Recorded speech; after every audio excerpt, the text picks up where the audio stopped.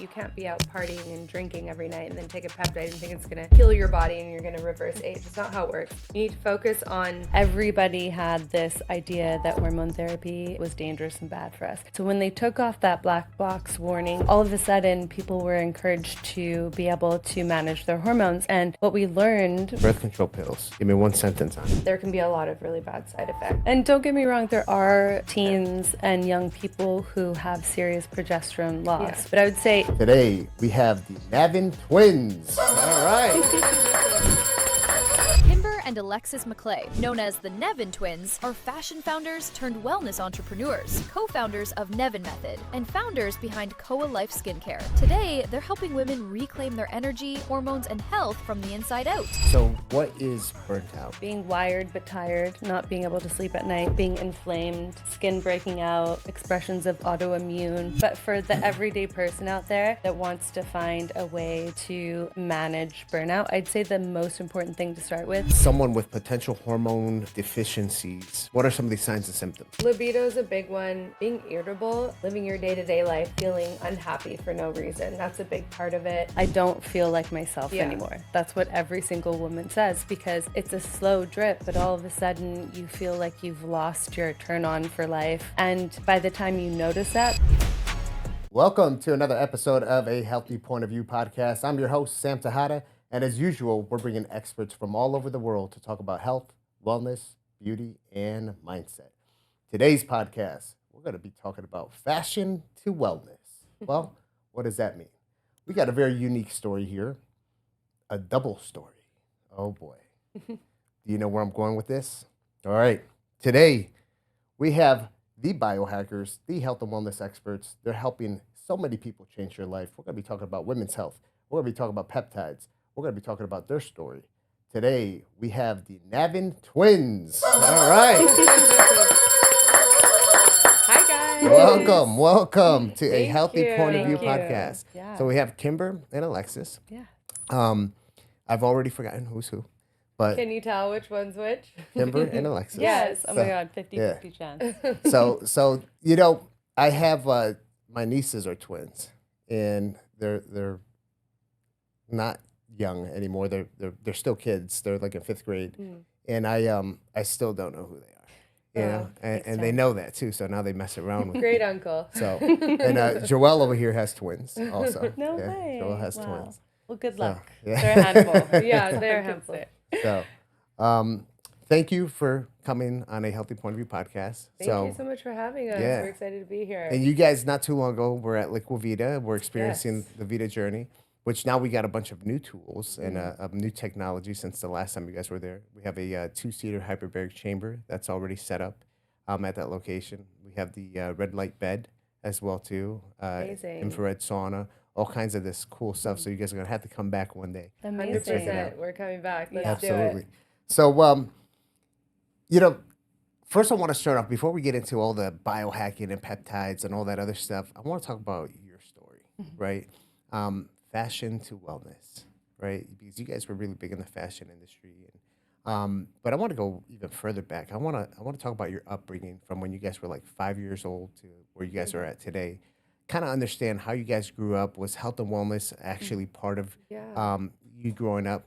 And whoever wants to go first, you know, go ahead. Yeah, well, we originally grew up in Vancouver, Canada. So we grew up athletes, which is really interesting. And I think that's where our kind of like thirst for optimizing the body came from initially. We ate super healthy. We were always outside, just playing every sport. We played soccer, swimming, gymnastics, volleyball, really just constantly pushing our bodies. But with that, we never really spent the time to recover. So after time, we could kind of feel our bodies breaking down. So that's how we initially got into biohacking. But grew up in Canada. I moved to Los Angeles right after high school and studied fashion. Worked for a really big company, traveled all over the world, and designed clothes for a few years before we started a company together. And that was our first brand together. Yeah, and even going back to our roots in Canada, my father was a professional boxer. He was an undefeated heavyweight Oh, champion in really? Canada. Man, Yeah, I didn't Wayne know McClay, this. shout Wow. out.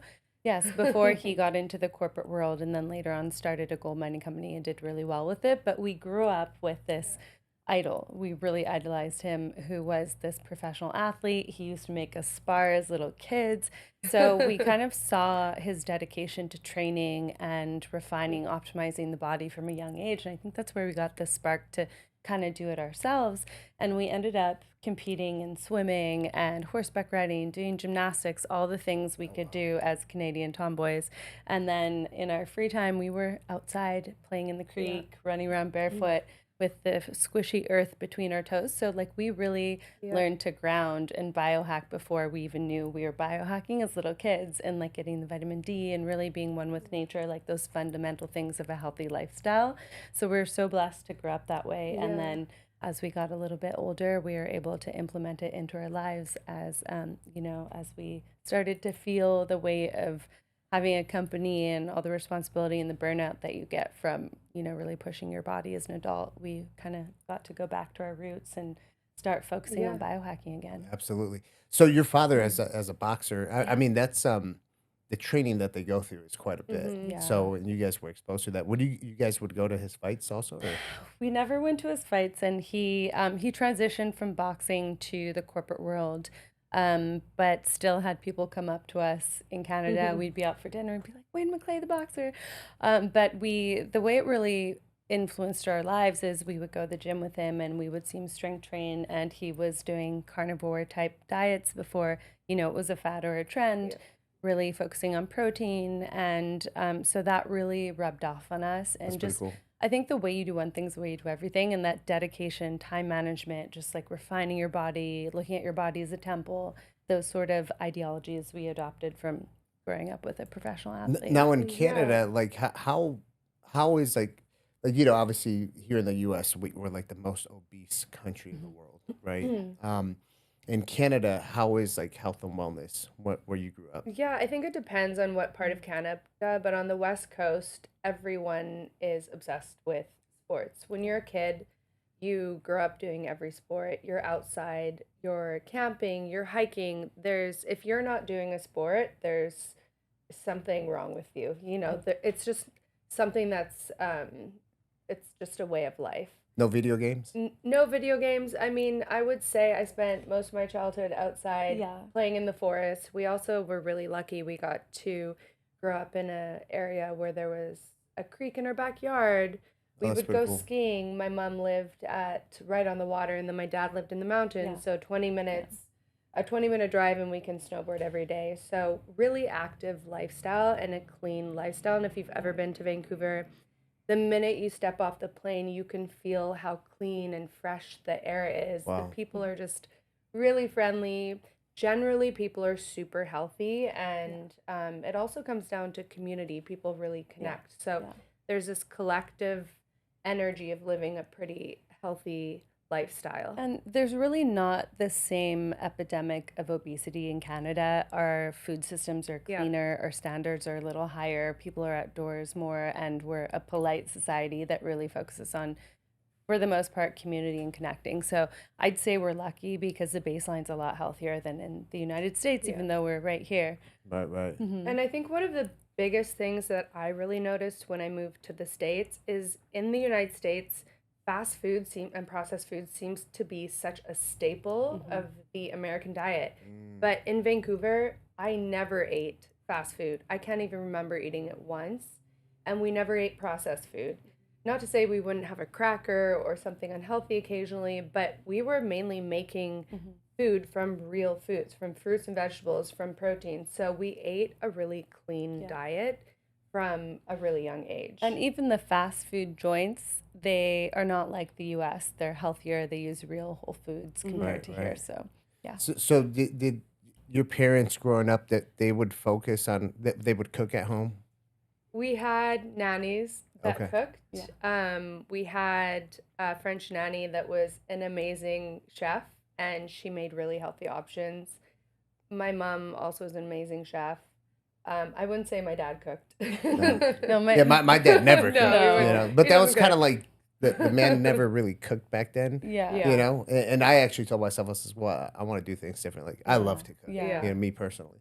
So, okay, so interesting. So, a lot of playing sports. What was like your main sport, like your go-to sport? Soccer for me was number one, Yeah. and swimming. I loved soccer. I love running. I love competing. I also really loved the physical aspect of it.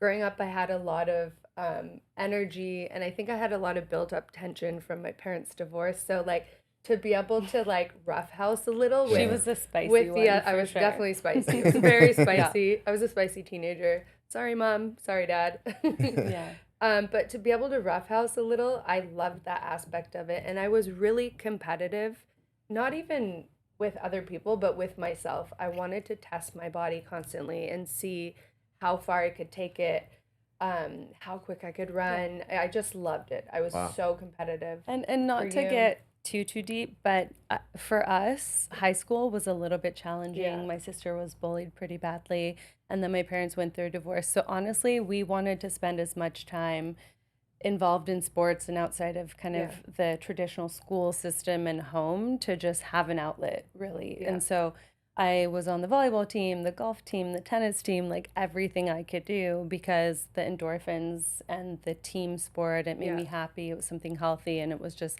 kind of honestly escaping from some of the other tough parts of being a teenager. Of course. Mm-hmm. Now, you just mentioned something about your sister being bullied in high school, which, you know, I'm a huge advocate of anti-bullying. So, I guess the question that most people are going to ask is, you guys are the same age, obviously. So, you weren't bullied, but she Well, was. we were in different programs at school. I was in Okay. French immersion. So in Canada, the two languages are French and English. So all of my classes were in French. And then my sister was in computer immersion. Computer Yes, aging ourselves because computers were not normal at school. And so we Laptops. had completely different groups of friends. We actually went to different high schools. She left Oh, you guys went to because the different schools. bullying Okay. was so bad that she Yeah. switched schools. So yeah, we didn't really hang out in high school that much. You know, we weren't that close. Yeah, I think in Canada, there's elementary school, and at least in Vancouver, elementary school, and then there's high school, and high school starts at 13, I believe, right? 13, 14. Which is really young to be in high school with 18-year-old students. And I really think that the age gap is too big. They should do a middle school as well. But so when I first went to high school, I was 13. I was really introverted. I was kind of a loner. I would sit in the hallways by myself, and being in computer immersion on a laptop all day, kind of focused on work, really didn't help that. And I was kind of just the prey in the high school. So I got bullied really badly. I got beat up. I got egged. It was torture, honestly, and Wow. I had to switch schools. And as soon as I switched schools and I was around these, it was a more athletic school. I was around this like happier energy at school. I just flourished, but it took making that change to really start to thrive in school. And when I was competing and in sports, I forgot about all of that. It just gave me this outlet to feel really empowered and good about myself. And you were good at it. And I was really good at it. Yeah, it was my way of being an extrovert through sports. And giving you confidence, Yeah. which you needed. Yeah. If you were, if someone listening to the podcast right now, them or a family member is going through some bullying, what is that one thing that you could just off the top of your head be like, hey, this is what you need to do? That's a great question. The thing that I never did was tell anybody. I didn't tell my parents. My dad at the time had moved to Europe, so I didn't have him there to talk to about it. And my mom just didn't want to burden her with it. So I kept it to myself and I suppressed it. My sister saw what was happening and she would support me as much as possible, but she was also young and didn't really want to get too involved. She would involve herself. But I would say number one, tell your parents, tell someone at the school, tell one of the teachers, be really vocal about it, because if nobody knows, there's no way to find a solution. And had I let somebody know at the school, they probably would have addressed it. Yeah. Yeah, and kids don't want to tell on other Yeah. kids, but there's counselors at the school for that exact reason. And the thing to remember, if it's someone young, like you eventually will grow up to be Yeah. in the same position as a counselor with that point of view and that knowledge. And also realize that high school doesn't matter in the scheme of things, of what's happening, like it's a teeny little blimp on the radar of Right. what's possible in your life. So it seems like a big deal during high school, but just be empowered to know that you will grow and you'll have grit from that experience as an adult and use it as fuel in positive ways. Absolutely. I also love the idea of mentorship within high school with some of the older students. So almost like having a big brother, big sister at the high school that you can call on. I think that would be a great program to That's pretty start cool. for people that You are know, I know being some bullied. schools have like peer counselors and Yeah, stuff that yeah. can hang out Yeah. with kids and kind of give them some good Yeah. guidance and direction. So would you guys ever move back to Canada? No. No. There's Hold on, way. hold on. You would have moved back to Canada after living in Miami or from living in like California? Never, Ever. no. We have our European passports, Canadian and our American now. Yeah. And so we have choices, but I would definitely be in the US or Europe. And then if I had to, Canada. But I just think there's a whole bigger world out there. And I do think I love Canada, but it's very conservative and small in a way. And I just think there's so many opportunities and bigger things happening in the rest Yeah, of the it's world. also very cold over It's cold, it rains. I Yeah. love to visit. Yeah. Yeah. I'll go visit for the weekend. there. I was Go skiing. raised in Milwaukee, Wisconsin, and I'll go back to visit, but I'll never live there again. Yeah. Never. Is your family still there? I have a lot of family there. Oh, wow. And not my immediate family. My entire immediate family came down to Florida. Yeah. So I'm good. But yeah, it's too cold. It's Too always cold. gloomy. There's like Yeah. South Florida is where it's at for sure. Yeah. We're so spoiled here. It's sunny every day. It feels like you're in a tropical paradise. I mean, I moved to LA when I was 18, so I went from one beautiful sunny city to another. So I'm definitely not moving back. So now the fashion. Were you both in fashion? We were, yeah. Okay. I went to design school. I went to FITM and got my bachelor's degree and started working for a few different companies. But I landed a job at this one main company, and they flew me all over Europe, all over Asia, and I was 20 to 23, I believe, working there, and I took over there as head designer. I started as an assistant, just assisting the designer with samples, and I took over their design department. Within 2 months of working there, they started a new division for me. I increased their sales by 40%. I absolutely loved it. I crushed it. Was amazing at designing. It was my passion. And they sponsored me, so I worked there for a while. Being Canadian, you have to be sponsored to be able to work legally in the US. And after a few years, I just knew I wanted to start my own brand. That's what I'd always wanted to do. Fashion brand? Fashion brand. And I convinced my sister to move to LA. She'd applied to Pepperdine and got in. She's a genius. So got in right away, of course. Moved to LA, and we started our first company together called Naven. It was an absolute And you know what's amazing so company. funny? So I graduated Pepperdine, and I actually interned for my Oh, she sister did, yeah. at her She fashion interned. company for a week, and the dynamic of her being the boss didn't I really loved work it. for me. She hated it. I loved But it. It was the it first was- time I could tell her what to It do. was so crazy because I would go over these sales reports, and I was just seeing how she was increasing sales, and so young. That's awesome. I'm like, wow, you're really good at this. And then we started Navan, launched the collection, and it's so funny how it started because we launched it in our front room. I got a $10,000 investment thinking we were going to do a t-shirt brand. Yep. I hired my best friend as our assistant, and we ran it from our Beverly Hills apartment thinking it was just going to be a small brand, really fun, something we could kind of get behind.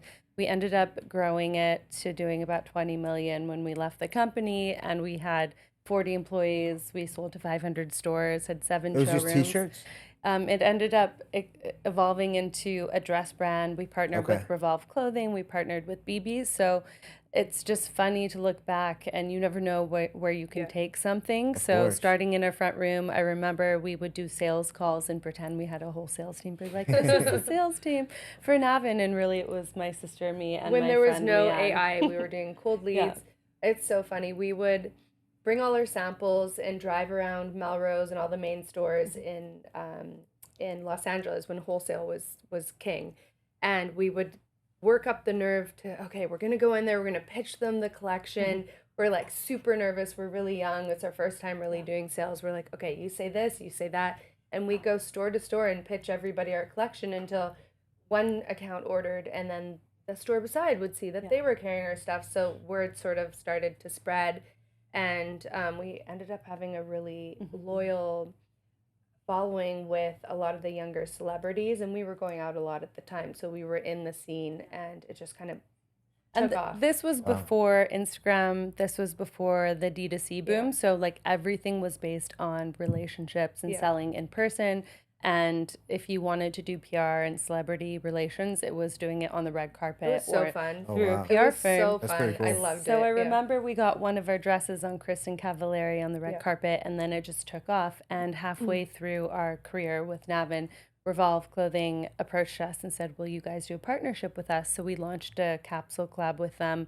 It was meant to be a year, ended up being so many years selling on the site. Did so amazing with it. It was so fun. I remember It's called first- NBD X Naven. If you guys want to Naven. check Right. it out, it's my favorite stuff I've ever designed. That's pretty cool. And we love what- Revolve. They're incredible. What initially inspired you guys to get into fashion? That's a great question. I've been designing since I was a little kid. One of the things my best memory with my mom, we would design and sew Halloween costumes every year together since I was a little kid. She was just a great seamstress, just taught herself back when those paper patterns were a thing. I don't even know if you can buy those anymore. And we would make the funnest Halloween costumes, and that's where it started. And then I started making my own dresses for like a school dance, and then I started making outerwear. And in high school, I opened a little tailor shop, and I would hand make patterns and wedding dresses. And I had multiple clients. I had my own tailor shops, hand beaded, customized wedding dresses. So that's how it started. I did fashion shows in high school. I knew I wanted to go to design school.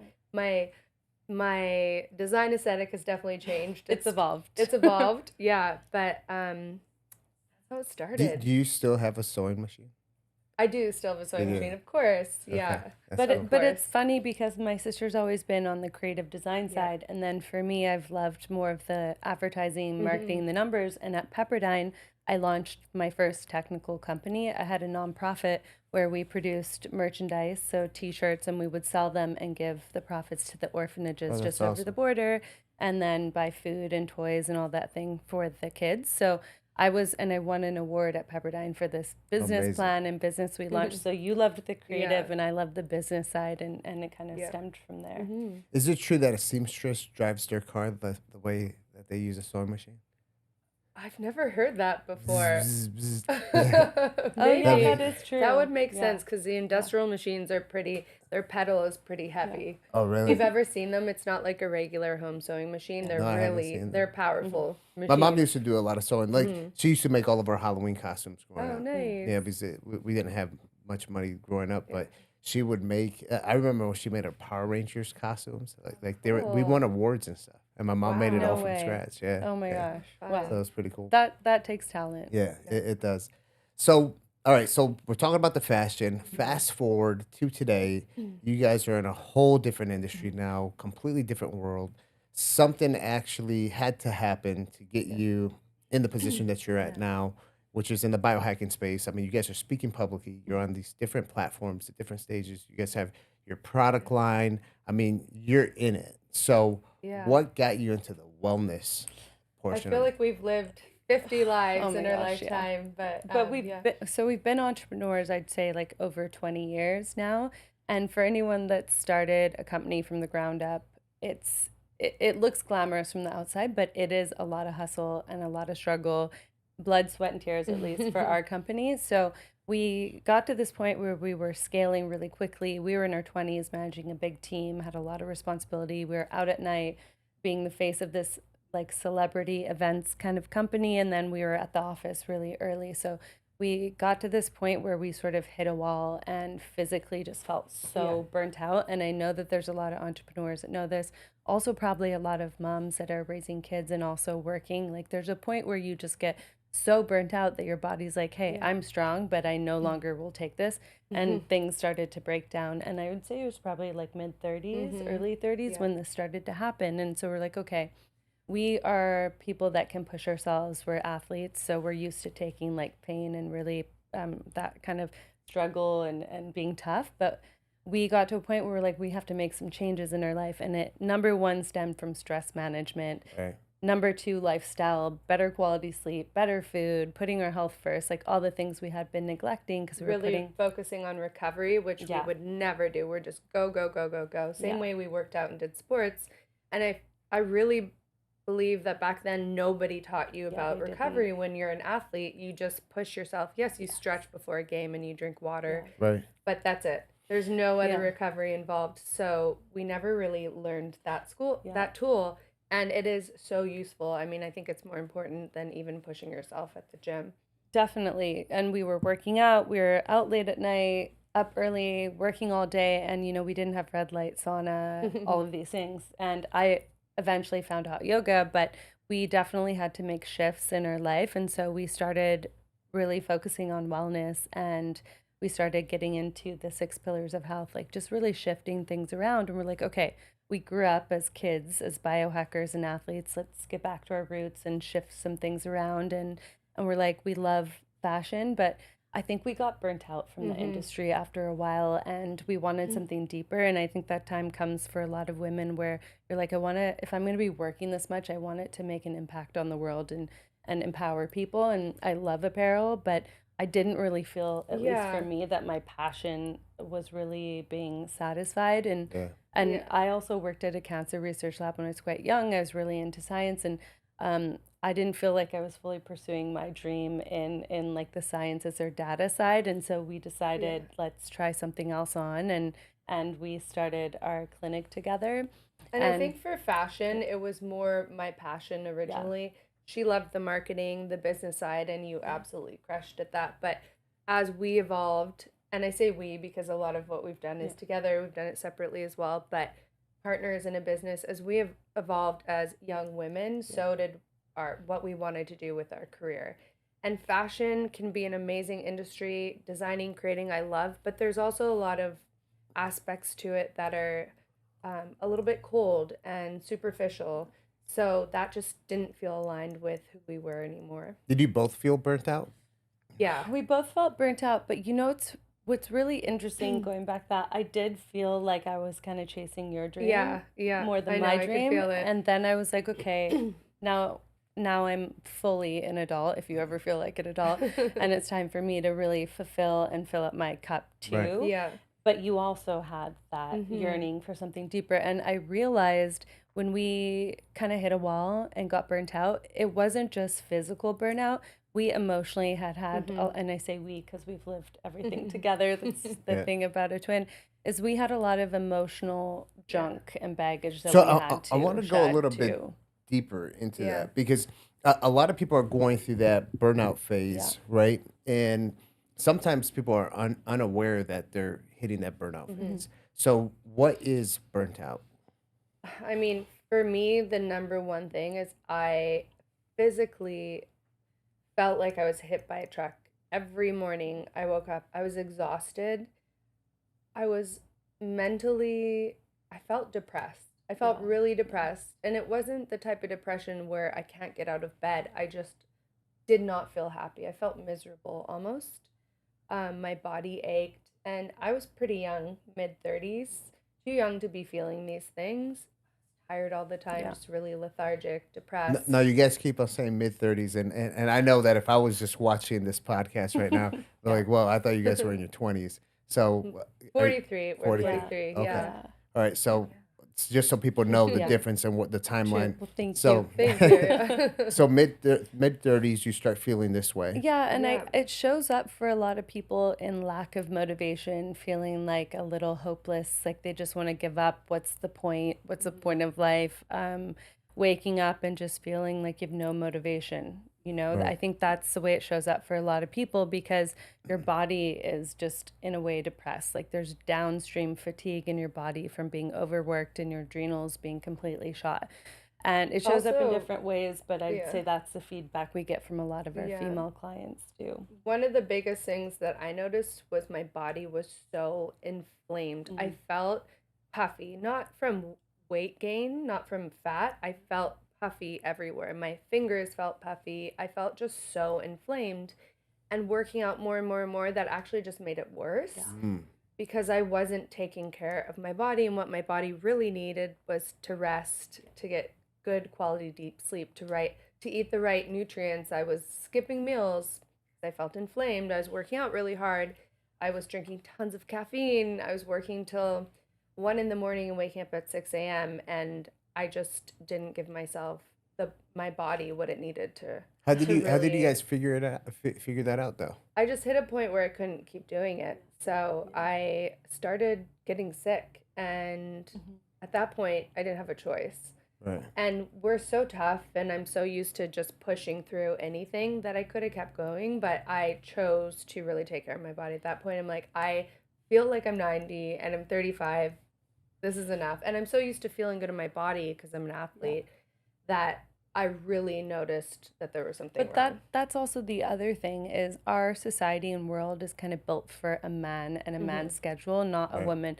Because women, our systems are not supposed to be in continual stress, like small bouts of stress, fine.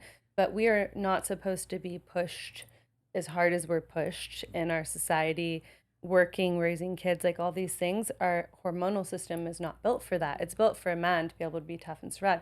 So yes, we can do all the things, but our body isn't biologically built for that schedule. Yeah, and when you're living in this constant state of fight and flight, you're elevated cortisol levels. So you're living in a really elevated state of cortisol, which is going to break down your muscle. It's going to break down your skin, your energy over time. So I started to get acne. You could just see that I was not in a good place. So like being wired but tired, not being able to sleep at night, being inflamed, skin breaking out, expressions of autoimmune, puffiness and inflammation.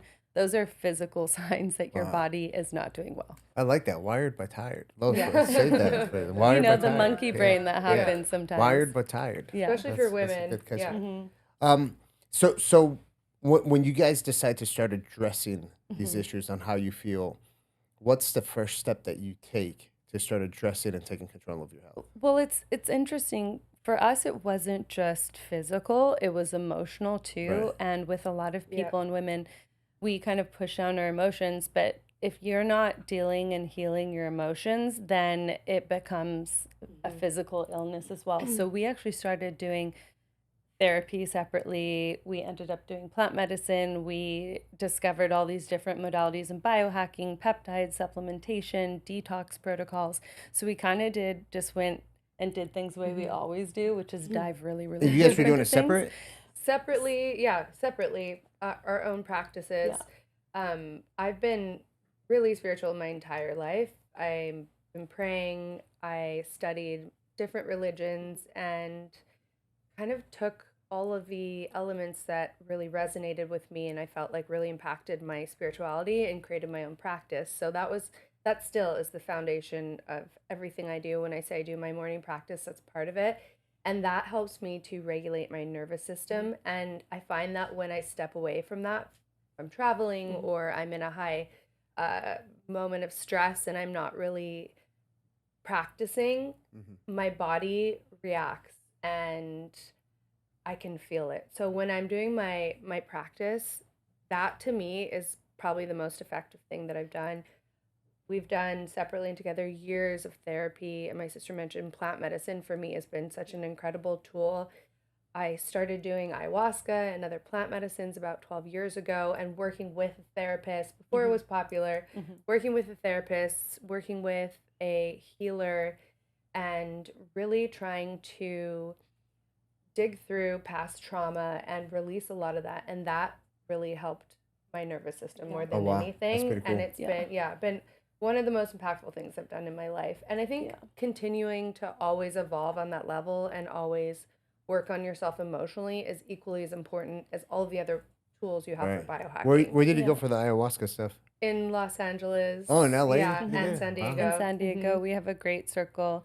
And then started exploring with psilocybin and other psychedelics that kind of help you in different areas of the body. Some are better for the mind, some are better for somatic pain that's locked in the body, but there's a lot you can do. 10 years of therapy in one ceremony, Yeah, essentially, Oh, wow. what you can unlock. And so we're able to purge a lot of it. But for the everyday person out there, that wants to find a way to manage burnout, I'd say the most important thing to start with is find a mindful practice. You should be spending a third of your day in a parasympathetic state. So that means Right. resting, repairing. So whether it's meditation, hot yoga, it could even be sauna where you're spending time to meditate and just relaxing the body and taking time for you. That's like a step one, because you can't always control your environment. There's always going to be chaos and stress, especially if you have Absolutely. kids, Yeah. work, but you can control your environment inside your body. And so you can be in the same chaotic environment and relaxed rather than getting super irritated and stressed out and feeling like you're going to explode inside. So I'd say finding a mindful practice is step one, and then the physical comes as a step two. And a lot of that healing, we've been doing peptides for almost 12 years and just gonna dive into the peptide conversation. But when I was really inflamed, a combination of number one, resetting my nervous system, and then actually trying to modulate the inflammation was really important. I changed my diet. I was a vegan for 10 years, which did not help with inflammation. I Really? started eating fish, meat, high fiber, and I incorporated peptides really early on, and I really focused on my immune health. That was number one, and using things like BPC 157 for my inflammation, and that helped more than anything. And that's how I got into peptides. That was almost 13 years ago, probably 13 Yeah. years ago now. And that, Another big that was shift my she original did is she was low fat everything before, and Oh, adding yeah. in healthy fats actually regulated your hormones and helped your stress levels. Nice. Yeah. I mean, 13 years ago, Yeah. peptides. 13. You know, I got into the peptide industry back then as well too. I think we talked about this before, and peptides are not what they are today. Back then, Yeah. like you had to actually find someone and Yeah. that really knew these things, and a lot of the research was coming from overseas, from Austria, Australia, all these other different places. Um, so going way back, right, 13 years ago, how the heck did you get into because I know my Yeah. story. I had a mentor, Dr. Willix. He was 80 years old, former heart surgeon. He was world-renowned functional medicine doctor, taught for the A4M. So he was exposed to this stuff. So that was my entry into the world of peptides. But how did you guys get involved What into peptides peptides? were you taking back then? Like, how did you step into it? What were you looking for? So Well, curious. I was on the business side, so I've Okay. been in the functional medicine space since I was 19. I'm almost 40 now. So I was actually not taking any peptides, but we were putting patients on peptides. So Dr. Willix was one out of 80 peptide gurus around the world with with Dr. Bill Seeds. So he was prescribing, there's typical peptides like the HCG, HGH, and stuff that they were putting people on for hormone optimization. But Samorlin was a peptide. He was big into BPC Yeah. 157. That's something that he would mention that everybody should be on BPC 157. Every single patient that comes into the door, he would go injection and also oral, to fix gut health. But there wasn't a magnitude of peptides available Yeah. until Tailor Made, Ryan Smith and the guys at Tailor Made really started bringing out more peptides out onto the market. And then that's where we started venturing into a lot of the other peptides for like cognitive health and Yeah. sexual health and weight loss. Yeah. Now we have all the other peptides for weight loss, but before I think the weight loss peptide that we started using was AOD Yeah, I 9604. still use I love AOD in my AOD. stack. do? It's great for not really weight loss, but inflammation for women. Okay. Or if you're taking a secretagogue, adding in the AOD can just stop some of that water weight. Right. There's Yeah. a place for it still. But the way that we initially got turned on to peptides, I mean, I was having a lot of inflammation. We were living in Venice, California, so everybody's a guru. There's a lot of our community were in functional medicine, so we had a lot of holistic doctors now that are functional medicine doctors that were kind of guiding us on our journey that have been using peptides for a long time because they've been around. Some of them have been around for a long time. We weren't using any for body composition, but it was more for immune health, and that's how we got turned on to it. I also had really bad mold toxicity from an apartment I was living in Okay. Venice. Yeah. So, in addition to being burnt out, I also had all these flare ups from being exposed to really high levels of mold. And at the time, I didn't realize that I had mold poisoning. But my friends that were holistic doctors knew right away. They're like, this is mold poisoning.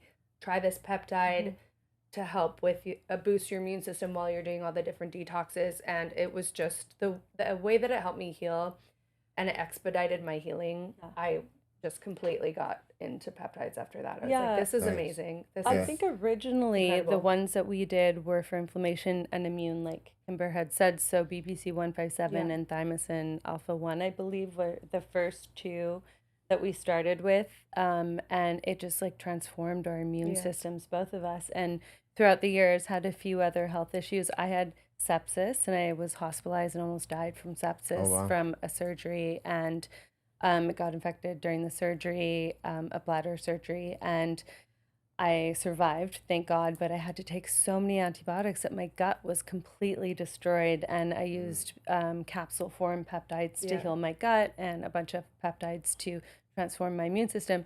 And one of the side effects from using some of these peptides and just helping to repair even my tissue was we ended up leaning out and losing weight and building muscle, and we're like, wow, this is, and it was before the GLP-1 craze. We're like, these work to optimize your entire body, and we were like, there's something to this, we need to dive into it deeper, and got connected to one of the OG compounding pharmacies about 5 years ago, and professionally got into the industry about 5 years ago. And at the time, no one knew really what a peptide was. They thought we were like slanging steroids, you know? And like, what are you guys doing? but we worked with this pharmacy that had some of the highest quality peptides, and they were working with the NBA and the Kardashians and all the other celebrities that were all kind of doing peptides at the time to optimize their body, and got into the concierge space and was doing all the conferences like A4M and all of it, probably the same networks and circles as you, and then decided we wanted to cast a wider net and make it more affordable and accessible to the everyday person, specifically to help empower females, since there's not a lot of education about our body and resources to females, and we're so complex and we go through all these crazy chapters in life. And so we launched our virtual clinic, and we're able to help so many women now and just get to more people and make it affordable for people, and so easy and so convenient. That's amazing. So I want to talk about the women's health, because obviously both of you are women, and you guys are working with women, and again, almost 2 decades of me being in the industry of functional medicine, and I could tell you from my experience working with patients and with some of the top doctors globally that women have been at a disadvantage when it comes to hormone optimization and just the wellness sector in general. And I'm not talking about the wellness sector of like, you know, the stuff you see superficial of, going to the gym, the fitness stuff. Like, okay, that's available for everybody. I'm talking about the actual clinical side of things, right? How are we managing hormones? How are we managing perimenopause? How are we managing the menopause process? And one thing that I notice, seeing these doctors work with women, is that women are a heck of a lot more complex when it comes to managing their hormones versus men. And I'm not even talking about perimenopause or menopause. I'm talking about just a woman going through regular menstrual cycles, right? Where you have the different phases. When you're doing blood work on a woman, you have to know where they are at in their cycle, to really understand, do they have a hormone deficiency? Are they truly in their optimal levels? Like, the first question I have for you guys on this is, how did you get to learn the process on taking care of other women? I would assume taking care of yourself, right?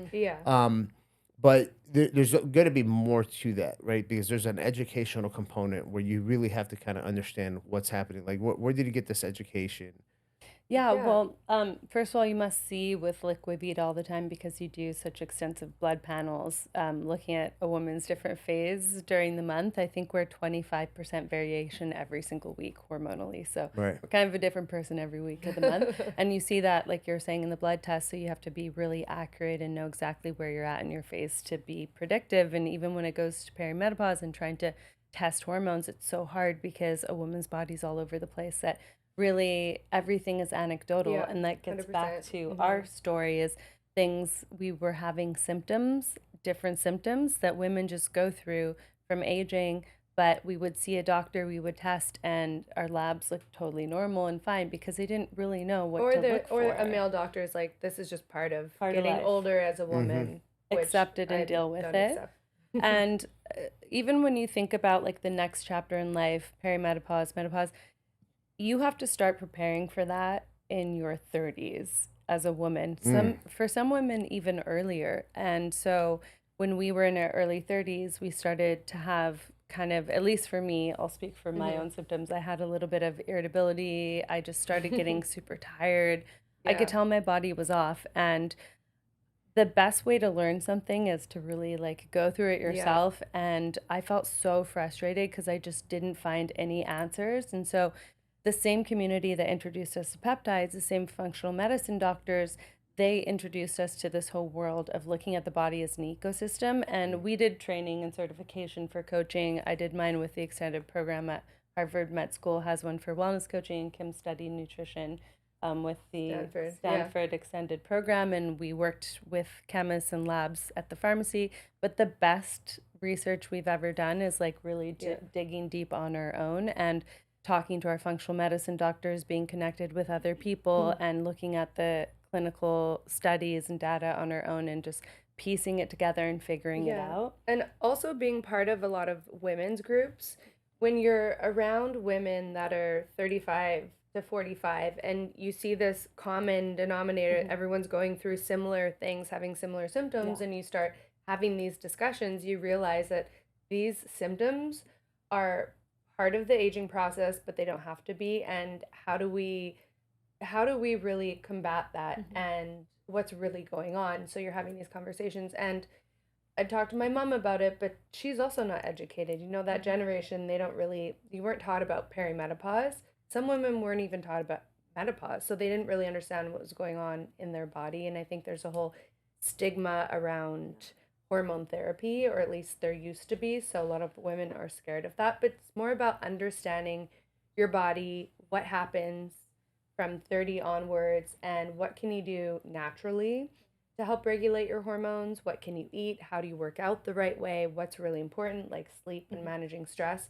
And then as you get older, how can you supplement and use things to replenish, like topical hormones, for example, and really take care of yourself as But you get older. even the topic of having a menstrual cycle, nobody used to talk about that. It was so cringy up until probably 5 years ago. Like you would never hear on a podcast a male talking about menstrual cycles or women's health because everyone danced around the topic. Right. We didn't even know our different phases in our cycle. So true. Women didn't know, and it wasn't until people started talking about it, having the conversation openly and comfortably, that we learned about our own bodies. Like they didn't do clinical studies on females until 1993, which is 10 years. We were 10 at that time. That's insane. You know, no one was studying the body. We worked with this company called Thinx, actually, quite a while ago, which really focuses on the menstrual cycle. And from that time on, people started talking about it. We started learning about our bodies. Other women would talk about it. Different groups would pop up. And I think just like the sharing of information on social media, podcasts, making it more of a topic where we're celebrating a woman's body as creators instead of being ashamed of it. Right. That whole movement allowed women to feel comfortable to explore their own bodies. And then from there, it's now just kind of taken off. And now there's a lot of resources for women. Yeah, a lot. And you know, Dr. Marty McCary, not too long ago, when he was the commissioner of the FDA, you know, they took off that black box warning for hormone optimization for women for the testosterone therapy, I believe it was. Yeah. How did like the women that you guys work with, or the women groups that are all into this, how did they react when that happened? Well, that was really during my mother's time, right? So like it was the end of 1990s, early 2000s when the women's initiative happened, and everybody had this idea that hormone therapy, especially estrogen, was dangerous to women, that was causing strokes, heart attack, breast cancer. But we know from that study that it was skewed when they reevaluated, because the sample size were older women, 60s to 70s, and a lot of them had pre-existing health conditions. And if you're starting hormone therapy way after menopause, it's a lot riskier than being preventative and starting ahead of time. So there's a lot of things that were Also, wrong. the with hormone study. matters. Yeah, the type of hormone. of So it hormone, wasn't yeah. bioidentical. It Right. was from a mare's urine, so from an animal. So it wasn't really kind of accepted into our body the way that a bioidentical would be. So I think it was like 50 million women stopped taking hormone therapy or something crazy like that when they Yeah. heard about the study. But we had this preconceived notion that it was dangerous and bad for us. So when they took off that black box warning, and I think it was November 2025, all of a sudden people were encouraged to be able to manage their hormones. And what we learned, which was a blessing from that experience, was that timing matters in Yeah. hormone therapy. Earlier is better. So if you start about 10 years before menopause and you can be preventative, it's so protective and safe to the body, to the heart. It can help women transition smoothly and actually protect you once you go through menopause. So timing means everything. And so that allows women to have just a better second half of Yeah. their life. Absolutely. But there's definitely still this stigma around taking hormones, and I'd say it's like a 50-50. Some people still think that it's this dangerous tool to use, and then other women are really excited to try it because when you feel that desperate and that terrible and you would do anything just to feel better, and when you give a woman something to hormonally feel better, she's going to be on board. But yeah, some people are still scared of it. A lot of our clients are open-minded, but once they start, the effects that hormones have are so incredible, and it happens really quickly. You can go from feeling like crap every morning to feeling incredible and having a new joy for life. Your libido's increased. You have a better relationship with your partner. Your skin gets better. All of the things that like fatigue that you have goes away. It's just a new life and a new opportunity. Are you taking TRT? Are you on TRT I right now? I have a few peptides. I'm not on TRT. Okay. Yeah, I'm still in the process of Yeah. trying to have kids. So Yeah. I got on TRT early on when I was doing bodybuilding the wrong Yeah. way, and I talk about this all the time. And I had to go through see a urologist and everything Oh, else, wow. and until I actually have kids, I'm not getting back on Yeah. testosterone. So I've been able to manage without it, but I do take certain peptides. Yeah. Tesamorelin is like one of my main Okay. go-to peptides, and then a lot of other natural things that I do. Amazing. But yes, I obviously I believe in TRT. Yeah. We work with so many patients on TRT. Now, because we're in this whole hormone thing, and we're talking about the women. Some of these women, I want to get into the details of what someone with potential hormone deficiencies, right? Hormones that are out of optimal ranges. What are some of these signs and symptoms, right? You just mentioned libido being an Yeah. issue. Libido is a big one. Being irritable, kind of grouchy, being really irritable. Mood Mood swings? swings. Okay. I think that's probably the number one thing that you start to notice, and being really snappy and just being unhappy generally, just living your day-to-day life feeling unhappy for no reason. That's a big part of it. Sleep Energy and issues. sleep. So Yeah. a lot of women will complain about falling asleep but waking up in the middle of the night not being able to sleep past 4 a.m. That's a huge one. They're low progesterone, which Right. is the hormone that helps your body sleep, and it's almost like an anti-anxiety. So those are the top three. And then we get this comment from women who are experiencing hormone dysregulation every single time. I don't feel like myself Yeah. anymore. That's what every single woman says, because it's a slow drip, but all of a sudden you feel like you've lost your turn on for life, your Yeah. like purpose for life. You just feel super down and you don't feel like yourself anymore. And by the time you notice that, that means that your hormones have really dipped. And normally it's progesterone that starts to dip first, on average, estrogen, and then for some people, testosterone. But just like any guy that's taken testosterone before, you know how good you feel on it. For women, it's tenfold, because we're focusing usually Yeah. on the 3 different hormones and not just testosterone. So once you fill up that tank again, you're a completely different Yeah. person. So for the listeners of yours, I want to put a lot of emphasis on what you guys are talking about, because these type of things that we're talking about, these symptoms that women will start experiencing when they have hormone issues, these are things that can not just affect you personally, mentally, emotionally, and physically, but this is something that can affect your relationship with your Oh, partner, Oh, right? 100%. You're talking about, you don't have that sexual desire. You have hyposexual desire, painful sexual intercourse because it doesn't lubricate how it's Exactly. supposed to, right? We're talking about weight gain. You're getting bloated. You don't have the energy. So it's very important for the women out there, if you're hearing this for the first time, to really understand your body because this is not just about yourself, but it can literally ruin a marriage. Not just your partner, even your children. Like if you're feeling miserable 24/7 and you're hard to be around, you're projecting that energy onto your children as well. So if you have a family, it's going to affect all relationships. Yeah. Right. And it's out of your control. It's an actual hormone imbalance. So it's not like something therapy is going to fix. You really need to fix your levels. And there's natural ways to do that. There's ways to do it with hormone therapies. Some peptides help, but I would say the most effective way is through diet, your nutrition, what you're nourishing your body with, because that's really important, hormones, and fitness. Having movement in your life is going to help balance your hormones. Absolutely. And if you're stagnant and you're not working out, that's going to be one of the things you really need to work on. So I think a lot of women, when they're low energy and they're feeling depressed, they stop working out, but that's the worst thing you can do.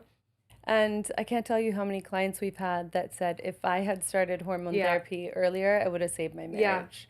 I'm sure it's not accounted for anywhere, but I'm sure there's so many divorces from women going through perimenopause and just not knowing that they were going through perimenopause, or just knowing there was any kind of solution for them, because we're just taught to accept it and deal with it instead of that there might be a chance for us to still live a good life. And a lot of women experience the same kind of hormone dip in postpartum because they're on a high from hormones while they're pregnant, and then everything drops and they go through depression. Like that's a good kind of model for what menopause is like. So we help a lot of new moms. We help a lot of women that are transitioning. We also help a lot of women that are younger be preventative and just like have the best transition they can. Absolutely. Absolutely. So now we're going to take it back about 10 or 20 years from the women that we're talking about. And in one sentence, I want you to answer what I'm going to ask you. All right. BCPs, birth control pills. Give me one sentence on it. I would say avoid them 100%. Not a fan. Yes. Yeah.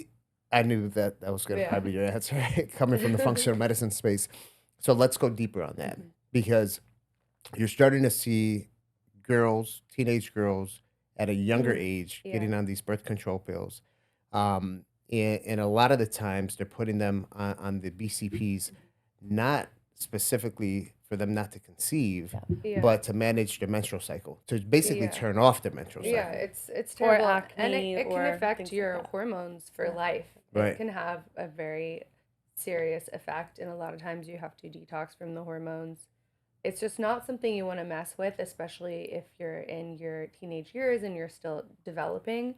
There can be a lot of really bad side effects. So I'm definitely against the birth control pill, and I understand the reasoning behind it from a lot of these doctors, but I just don't think it's the right way. And don't get me wrong, there are teens and young people who have serious progesterone loss or low progesterone that's affecting their life in a way. But I would say if you are one of those people, and if you're a parent thinking that your child potentially has something like PCOS or something like that, then work with a hormone doctor instead of just give them the pill as a fix, or giving them the pill to help with acne. You know, that has consequences in the future. And I would say work on lifestyle and overall baseline of your health first and foremost. And a lot of those issues will go away. Absolutely. So, okay, you guys are doing some great stuff. Let's talk about your business, what you guys have and what you guys are doing. Obviously, you're working with a lot of women. Do you guys work with men too? We do. We work with a lot of the boyfriends and husbands. We focus on women because they're so complex, and we just figured out the puzzle pieces for that. But we work with men too. I would say for our male clients, most of them come to us for body composition. They want to lose weight and get shredded. Yeah. That's their number one focus. And with that usually comes a boost of testosterone, because we're creating these wellness plans for them, nutrition plans that they're going from like a low baseline to optimizing everything in their life, and just switching those things naturally is going to help boost testosterone. And then one thing that the guys won't tell you is they also come to us for sexual health, because there's a ton of really good performance-based peptides that they Which seem ones? to Let's love. talk about it. That's like- one of our pillars at Liquivita. So. PT 141 men love, and we have a nose Women spray. love that one too. They do. It's actually FDA approved for women. I know, exactly, for libido, for women in menopause, but other women use it. But I would say the nose spray that we sell that's a PT 141 is great, because it's just easy. You can really control the dose. It doesn't have as much of the kind of flush feeling, but guys love that. Los, what do you think about And that it's one? quick to do on the spot. Yeah. Los tried it the other day with his wife. Yeah. We got him a bottle. So say, Okay. this is going to be your happy hour. Yeah. Oh, you did it too.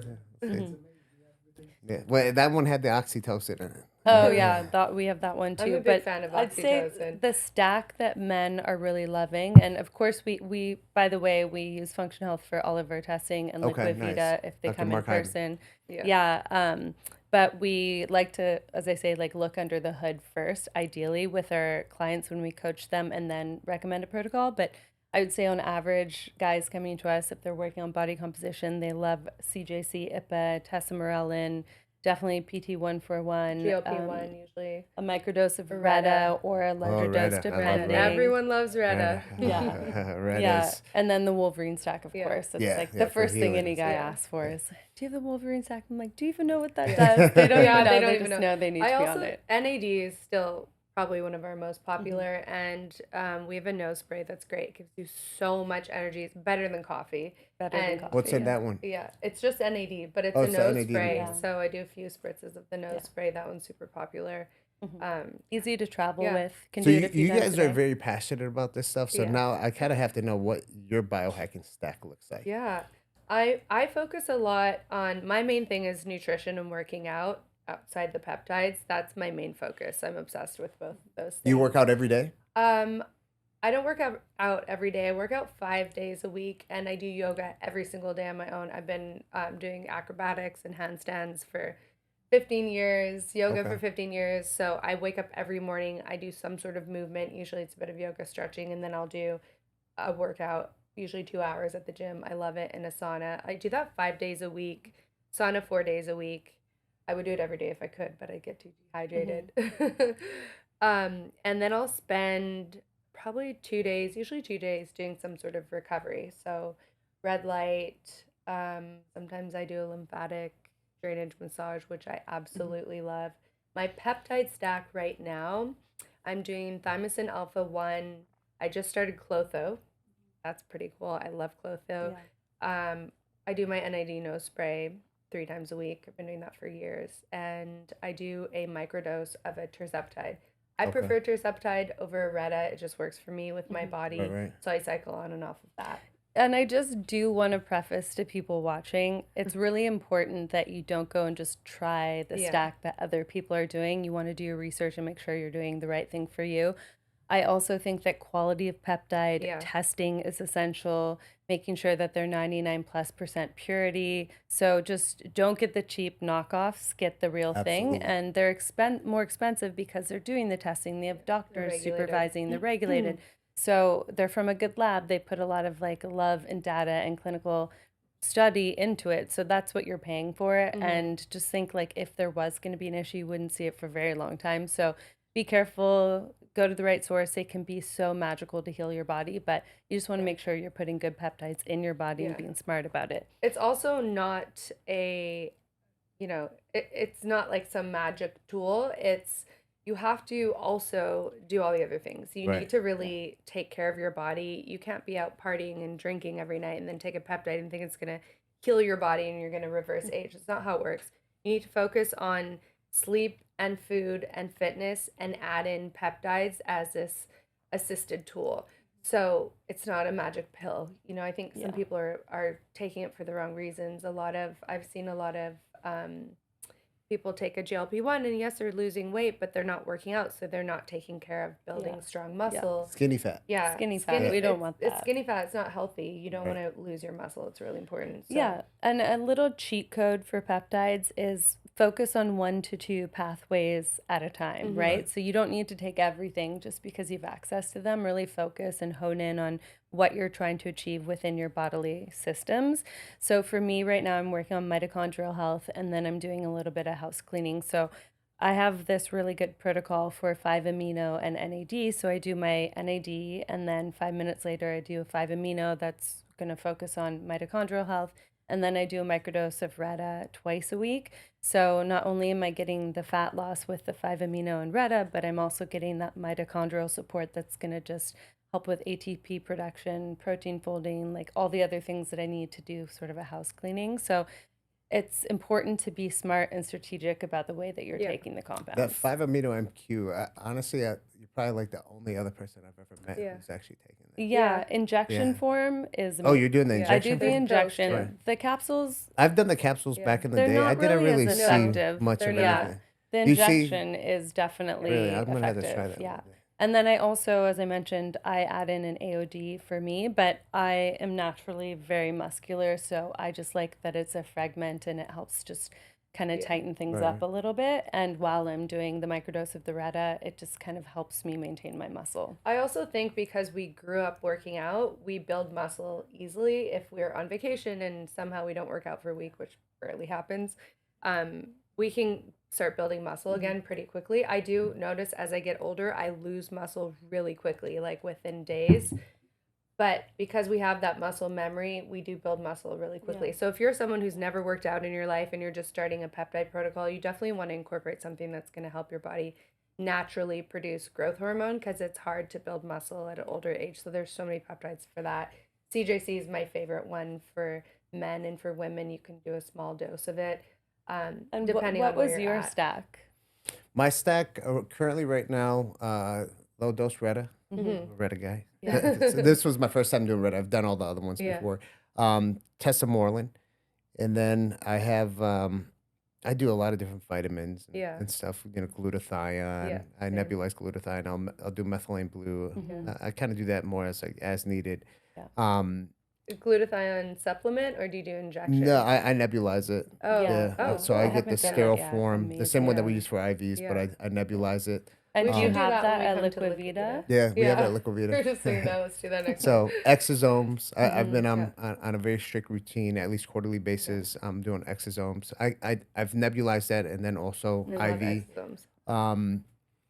And then using all the different new devices. You know, we got the M Sculpt Neo, so I've been utilizing that. It's really got me pretty shredded. You know, we got the hyperbaric chamber, the red light bed. I've been very consistent with that. Yeah. In the mornings, first thing in the morning, I always use the vibration plate. You know, good for lymphatic Yeah, I drainage. do that too. I love it. So- I'm obsessed with that.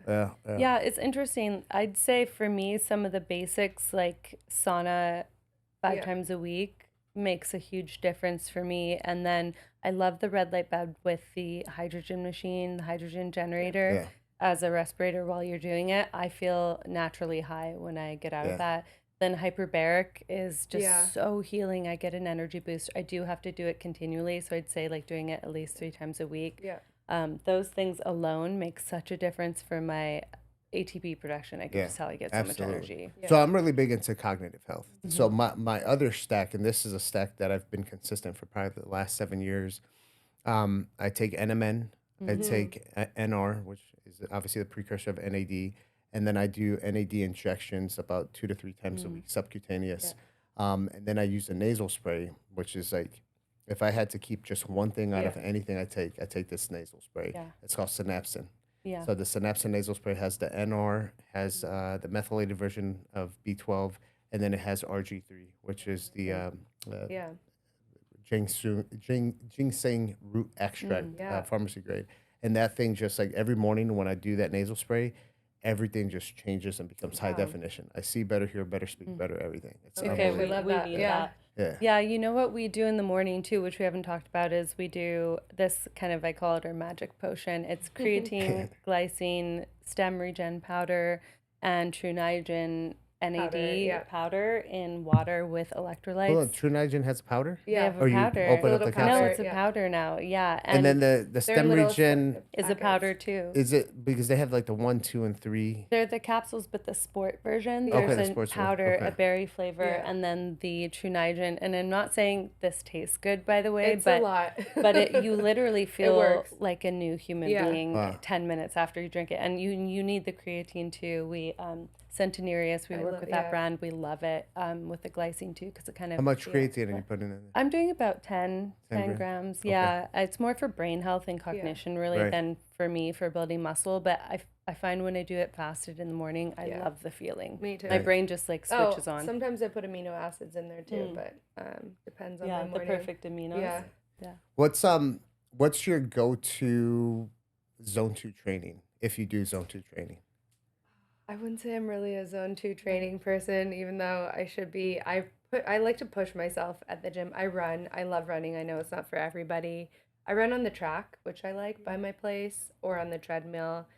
I'm really into cycling, so I do spin class, which I love. But Okay. my typical day at the gym, usually I'll start with an ab warm up. I like to warm up my core. It kind of helps me just get going, and it helps every other muscle group on my body. So I'll warm up my core. I'll always start with legs because it's the hardest thing to target. I do glutes almost every time I work out, and I'll switch arms. And then I end my workout with a 30-minute cardio. Some days I'll just do 10 minutes, but I always do cardio. I need to at least get my blood flowing. I think it's really important, especially for women. When you're working out, doesn't mean you have to kill yourself doing cardio, but it's important for blood flow, for heart health. Absolutely. For me, I feel my brain is more activated when I do cardio, and I work so much that I need that outlet. It's sort of like a meditation for me. And the nitric Yeah. oxide boost Yeah. from cardio is essential. And I know people say you don't need cardio, just strength training. It's a I new don't believe fad that. that people Yeah. are saying, but I don't subscribe to that because heart health really comes down to making sure that you have nitric oxide and oxygen to the heart.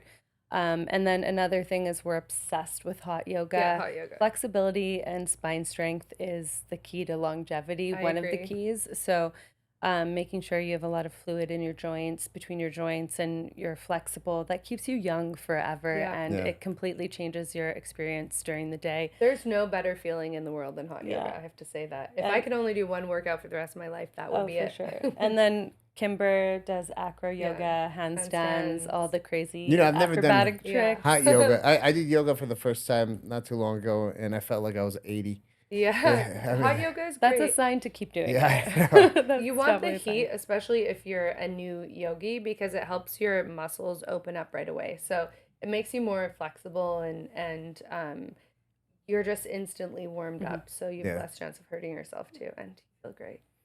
Nice. All right, so cool. So we talked about the zone 2 training. Is there any non-negotiables for you where it's just like that I will not touch, I will not do that? What are the non-negotiables? Non-negotiables. I don't eat fast food. I would never touch fast food. Alcohol? I drink occasionally. I would say maybe once a month, if that. Maximum. Yeah, maximum. I try to avoid alcohol. I'm not against alcohol. I think if you have a tiny bit of alcohol here and there, save it for a special occasion, it's okay. But for me, I like to feel good in my body, and if I drink, I feel so depressed. I feel like it takes me 2 weeks to recover, even if it's like 2 glasses of wine. So I just try to avoid it. Yeah. It's also just so hard on your body. Everybody metabolizes it a little bit differently. Alcohol is toxic, so if you were really going to lead a clean life, I would cut it out 100%, but then there's also real life and Yeah. Right. social connection, and that stuff's important too. So we have an 80-20 rule where 80% of the time we're so strict and so clean, and then 20% of the time we kind of allow ourselves to be more free and do things we normally wouldn't. Yeah. But I would say in general, I just love to live a clean lifestyle, even the way I eat. I just feel better. My number one thing that I want in life is energy. I want to wake up every morning feeling good. I want energy to be able to work out, to be social with my friends, do all the things I love to do. And the thing that gives me the most energy is eating really clean. Movement every day. That's a non-negotiable for me, some sort of movement. and then just taking care of repairing my body. So if you're going to stay away from anything, it would be fried food, fast food, refined sugars. Those are an absolute no to us. And then making sure you have whole foods and less processed foods in your diet. Yeah. Awesome. Even on cheat days. Yeah, I agree. So we're going to have a little fun here really quick. So one of my favorite podcasters, Stephen Bartlett with the Diary of a CEO, he came out with these conversation cards. So I'll let you grab that, take that sleeve off. Each of you pick a card. Want to go first? Okay. Wait, let me come out, shuffle them a little bit. We already know everything about each other, so it's like, this might be. You're going to read it out loud and then answer it. How do you take care of you? Oh, God. I mean, I feel like we just spoke about that. Pick a different one. Pick a different one. A different one.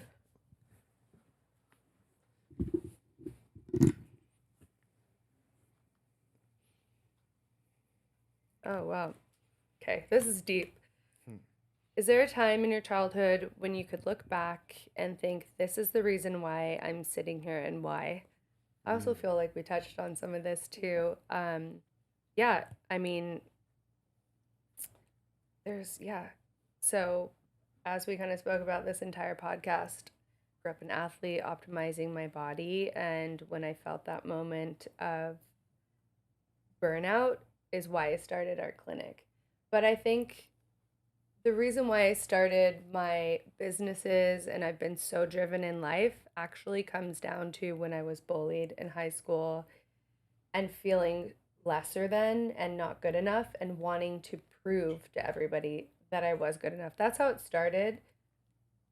How it ended is completely different. Now I do it for me, but that's how it really started. And I think it's from It was like that moment. motivation boost. Yeah. Right. So thank you for bullying me because I created all of this because of that. Yeah. There you go. Yeah, I think for me, when I look back at my life, Hold on. You got a card? You gotta Oh, pick is it your a own different card. Oh, no, you can't share a card. You guys are twins, but you're not going to share the card. our stories were a little different. Our stories are very different. Okay.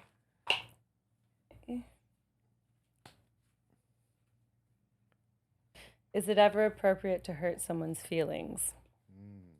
I mean, I think authenticity and truth can be beautiful and give you learnings and so yes, I think sometimes if you're being honest and it's constructive, it may hurt their feelings, but you know, it's going to help them in the long term. You're brutally honest with me every day. Yeah, I don't sugarcoat anything with her. Yeah. But look, it's made you a better person. That's the truth.